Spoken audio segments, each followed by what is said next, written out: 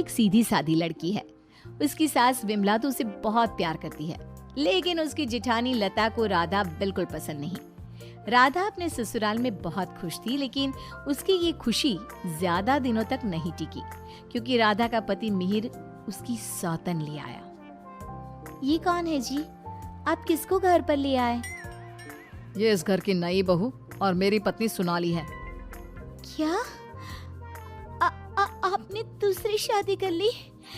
ऐसा करते हुए आपको शर्म नहीं आई? आपने एक बार भी मेरे बारे में नहीं सोचा? ये क्या बोल रहा है बेटा? तेरी पहली पत्नी के होते हुए तू दूसरी शादी कैसे कर सकता है? कौन है ये चुड़ैल? निकाल इसे यहाँ से। माँ राधा, अब दोनों एक बात समझ लो, मैंने सोनाली से शादी अपनी मर्जी से की है, वो यहीं रहेगी। और राधा, तुम्हें यहाँ रहना है तो रहो, नहीं तो निकल जाओ यहाँ से। पर सोनाली अब यहीं रहेगी। राधा को मिहिर की बात सुनकर बहुत दुख हुआ। वो रोते हुए अपने कमरे में चली गई। तभी मिहिर सोनाली को उसी कमरे में लाता है और राधा से कहता है, राधा, तुम गेस्ट रूम में शिफ्ट हो जाओ। आज से सोनाली मेरे साथ इसी रूम में रहेगी। ये क्यों इस रूम में रहेगी? ये मेरा कमरा है, आप इसे लेकर गेस्ट रूम में चले जाओ। ओह डार्लिंग, इस गवार को तुमने सर पर चढ़ा रखा है। छोड़ो ना, हम दोनों गेस्ट रूम में ही चले जाते हैं। वैसे भी इस रूम का इंटीरियर डिजाइन मुझे खास पसंद नहीं आया। ओके डार्लिंग, जैसा तुम कहो। मिहिर उसे लेकर चला जाता है और राधा कमरे में बैठकर बहुत रोती है। तभी वहां पर विमला और लता आ जाती हैं। विमला राधा को समझाती है, लेकिन लता अपनी देवरानी के जख्मों पर नमक छिड़कते हुए कहती है, राधा, जरूर तुम में ही कोई कमी होगी जो तुम्हारा पति तुम्हारे हाथ से निकल गया और तुम्हारी सौतन ले आया। मेरे पति तो बिल्कुल वैसे नहीं है, वो किसी दूसरी औरत को आंख उठाकर देखते तक नहीं है। हाँ, मेरी ही कमी है कि मैंने उन्हें भगवान की तरह पूजा, उनकी हर छोटी से छोटी बात का ख्याल रखा। मुझे नहीं पता था कि वो मेरे साथ ऐसा करेंगे। लता बहू, ये कोई समय है ऐसी बातें करने का? जाओ, राधा के लिए कुछ खाने को ले आओ।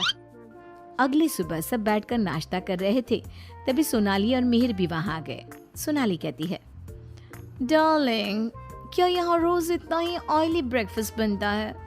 मुझे इतना ऑयली खाने की आदत नहीं, सुबह कुछ हेल्दी फूड खाना चाहिए। आज तुम ये खा लो डार्लिंग, कल से तुम जो कहोगी इस घर में वही बनेगा। ओके डार्लिंग, मैं आज तुम्हें अपने हाथों से खाना खिलाऊंगी। सोनाली मिहिर को अपने हाथों से खाना खिलाती है। ये देखकर राधा को बहुत दुख होता है।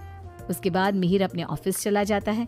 तब लता सोनाली से कहती है, सोनाली, कैसा लगा तुम्हें अपना ससुराल? अच्छा है, लेकिन यहाँ कोई भी मुझे पसंद नहीं करता। पसंद तो मुझे भी कोई नहीं करता, सब उस राधा के आगे पीछे ही घूमते हैं। चलो छोड़ो इन बातों को, आओ मैं तुम्हें घर दिखाती हूँ। लता सोनाली से बहुत बातें करती है। जब मिहिर घर पर नहीं होता तो दोनों आपस में घंटों बातें करती। लता और सोनाली की नजदीकियां देखकर विमला सोचती है, ये लता बहू हमेशा सोनाली से गुड़ पर चींटी की तरह क्यों चिपकी रहती है? राधा से तो कभी इसने ढंग से बात भी नहीं की। राधा भी तो इसकी देवरानी है और ये देवरानी से बोलती तक नहीं, लेकिन देवरानी की सौतन से चिपकी रहती है। विमला ये सब सोच ही रही होती है कि तभी वहाँ राधा आकर पूछती है, माँ जी, आज रात के खाने में क्या बनाऊं? अरे राधा, मुझसे क्या पूछ रही है? अपने पति से पूछ। मिहिर जी। राधा कुछ बोल पाती इससे पहले ही मिहिर बोल पड़ता है, माँ, मैं और सोनाली आज शाम मूवी देखने जाएंगे और डिनर भी बाहर करेंगे, तो आप हमारे लिए कुछ मत बनाना। ये बोलकर मिहिर वहाँ से चला जाता है। राधा रोते हुए अपनी सास से कहती है, देखा माँ जी आपने, आप ये मुझसे बात करना भी पसंद नहीं करते। ये मेरे साथ ऐसा बर्ताव करते हैं जैसे मैं इस घर में रहती ही नहीं हूँ। अरे ना ना बेटा, रो मत तू। उस सोनाली का जादू इसके सर से उतरेगा ना तो ये फिर से तुम्हारे पास ही आएगा। शाम को मिहिर सोनाली को आवाज देता है, सोनाली, सोनाली जल्दी बाहर आओ, इतनी देर करोगी तो मूवी शुरू भी हो जाएगी। ओह डार्लिंग, तुम तो तैयार भी नहीं होने देते। देखो कैसी लग रही हूँ मैं। हमेशा की तरह बहुत खूबसूरत। अब चलो जल्दी करो, बहुत देर हो रही है। मिहिर सोनाली के साथ चला जाता है। ये सब देखकर राधा बहुत रोती है। इसी तरह एक दिन सभी बैठकर खाना खा रहे होते हैं कि तभी मिहिर सोनाली से कहता है, सोनाली, कल मैं ऑफिस नहीं जाऊंगा, कल हम शॉपिंग पर जाएंगे। ठीक है डार्लिंग। बेटा, राधा को भी शॉपिंग पर ले जा, उसके सारे कपड़े पुराने हो गए हैं और वो दिन भर घर के कामों में लगी रहती है, कहीं बाहर ही नहीं जाती। बाहर जाएगी तो उसका मन भी बहल जाएगा। क्या कह रही हो माँ?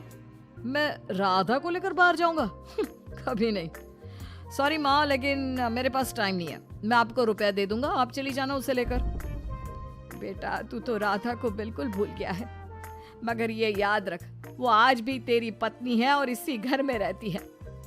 हाँ, तो वो क्यों रह रही है इस घर में? चली क्यों नहीं जाती? राधा, अगर तुम चाहो तो मैं तुम्हें तलाक दे सकता हूँ। तुम ठीक से सोच लो और अपना फैसला मुझे बता देना। बदले में जो चाहो वो मैं तुम्हें दे सकता हूँ। मिहिर की बात सुनकर राधा के ऊपर मानो बिजली सी गिर गई। इसी तरह कुछ दिन बीत गए। राधा अब बहुत दुखी और चुप चुप रहने लगी। एक रात विमला किचन की तरफ पानी लेने जा रही थी, लेकिन किचन में से बातों की आवाज सुनकर वो बाहर ही रुक गई और सोचने लगी, अरे ये इतनी रात को कौन बातें कर रहा है? ये तो लता और सोनाली की आवाज लग रही है। ये दोनों इतनी रात को क्या बात कर रही है? ध्यान से सुनती हूँ तब पता चलेगा। वो दोनों की बात ध्यान से सुनती है। सोनाली लता से कह रही थी, देख मेम साहब, तेरे देवर को मैंने तेरे कहने से पटाया था, मैंने तेरा काम कर दिया। अब तू मुझे बाकी के रुपए दे दे, नहीं तो तेरे घर वालों को तेरी सारी सच्चाई बता दूंगी। अरे तू ज्यादा चालाक मत बन, मैं तुझे पहले भी कई सारे रुपए दे चुकी हूँ, अब और रुपए नहीं दे सकती। तुझ जैसी लड़की को इतना अच्छा घर दे दिया, इतना अच्छा पति दे दिया, और क्या चाहिए तुझे? विमला दोनों की बात सुनकर समझ जाती है कि दाल में कुछ काला है। वो सोनाली की जन्म कुंडली निकालने में लग जाती है। तब उसे सोनाली की सच्चाई पता चलती है। एक दिन विमला सारे घर वालों को बुलाती है और कहती है, मेहर, तुमने सोनाली से शादी कर ली है, ये बात हमारे रिश्तेदारों को भी तो पता चलनी चाहिए ना। मैं तुम दोनों की शादी की खुशी में एक छोटा सा प्रोग्राम करना चाहती हूँ, जिसमें मैं सारे रिश्तेदारों को बुलाऊंगी। सोनाली, तुम भी अपने रिश्तेदारों का नाम और पता बता दो, मैं खुद उन्हें निमंत्रण भेजूंगी। ये सुनकर सोनाली घबरा जाती है। तभी मिहिर कहता है, माँ, सोनाली का कोई रिश्तेदार यहाँ नहीं रहता, वो सब अमेरिका में रहता है। सोनाली खुद अमेरिका से आई है, इसलिए आप बस हमारे रिश्तेदारों को ही इनवाइट कर दीजिए। मिहिर, तुम बहुत भोले हो, तभी तो इस 420 सोनाली ने तुम्हें आसानी से बेवकूफ बना दिया। यह कोई अमेरिका से नहीं आई, ये जेल से आई है, और इसके घर वाले भी एक नंबर के चोर हैं। ये और इसके घर वाले लोगों को बेवकूफ बनाकर घर लूट कर ले जाते हैं, और इसको तुम्हारी जिंदगी में लाने वाली है लता। लता, अब तुम बताओ, क्यों किया तुमने ऐसा? हाँ, मैंने ही सोनाली को रुपए दिए थी कि वो मिहिर को अपने प्यार के जाल में फंसा ले और मेरी देवरानी की सौतन बनकर इस घर में आ जाए। लेकिन भाभी, आपने ऐसा क्यों किया? क्योंकि मैं जलती थी तुमसे। घर के सभी लोग और माँ तुमसे प्यार करते थे, मैं तुमसे बदला लेना चाहती थी, इसलिए मैंने ऐसा किया। भाभी, आपको शर्म आनी चाहिए। आपने मेरा घर बर्बाद किया, मैं आपको कभी माफ नहीं करूंगी। सारी सच्चाई जानने के बाद मिहिर सोनाली को घर से निकाल देता है और राधा से माफी मांगता है। राधा, मुझे माफ कर दो, मैंने तुम्हारे साथ ठीक नहीं किया। मिहिर, मैं तुम्हें माफ नहीं कर सकती और ना ही तुम्हारे साथ रह सकती हूँ। मैं जा रही हूँ ये घर छोड़कर। लेकिन राधा, इसमें मेरी क्या गलती? ये सब तो भाभी ने किया है ना, मैं तो बेकसूर हूँ। अगर सोनाली सच में अच्छी लड़की होती तो क्या तुम उसे छोड़ते? कभी नहीं। और इस बात की क्या गारंटी है कि कल तुम्हें सोनाली से अच्छी लड़की मिलेगी तो तुम दोबारा ऐसी गलती नहीं करोगे? राधा अपना सामान लेकर घर से जाने लगती है। विमला और मिहिर उसे बहुत रोकते हैं, लेकिन वो नहीं रुकती। राधा जाते जाते अपनी जिठानी से कहती है, भाभी, आप क्यों उदास खड़ी हो? आपने जो चाहा था वो तो पूरा हो गया ना। मैं जा रही हूँ हमेशा के लिए। अब आप ही इस घर की बहू हैं। अब सब आपको ही प्यार करेंगे, बस। तभी लता का पति विकास आ जाता है और कहता है, नहीं राधा, ये इस लायक नहीं कि इसे कोई प्यार करे। लता, तुम अभी इसी वक्त इस घर से निकल जाओ। मैं तुम्हें एक सेकंड भी यहाँ बर्दाश्त नहीं कर सकता।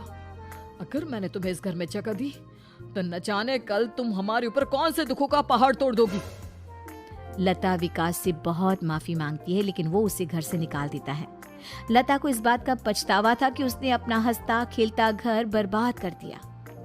ना तो विकास अपनी पत्नी लता को माफ करता है और ना ही राधा अपने पति मिहिर को माफ करती है।